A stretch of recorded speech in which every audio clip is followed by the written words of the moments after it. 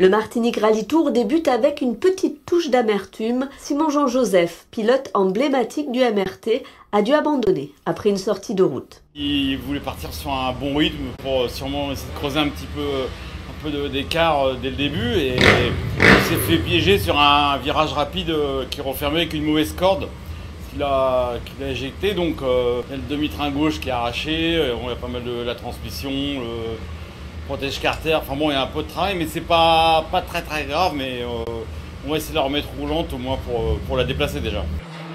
La sortie de la voiture numéro 1 ouvre la voie à une DS3, celle de Steven Roseman. Après seulement 4 épreuves spéciales, il prend les rênes de la compétition. Là c'est très serré entre Badel, le pilote du continent, et nous. Et puis sur la deuxième, elle est un peu plus technique. Donc là on grappille un peu plus sur lui.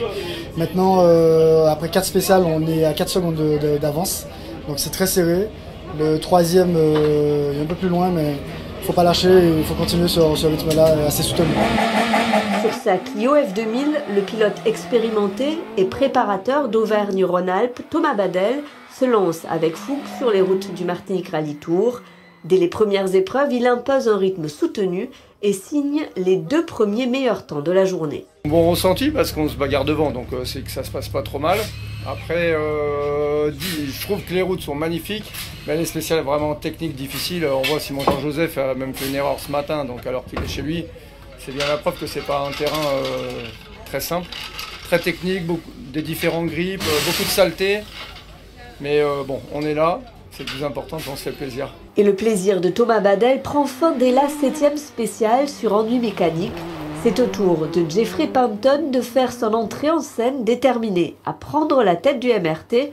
Mais malgré tous ses efforts, il ne réussit pas à dépasser le leader actuel. Le Barbadien ne se laisse pas démonter pour autant et décroche une magnifique seconde place. Mais l'homme fort de la compétition reste Steven Roseman, survitaminé pour l'occasion. Il garde solidement sa position de leader jusqu'à la fin de la course. Le podium final est complété par un autre talentueux compétiteur, Rob Swan, originaire lui aussi de la Barbade.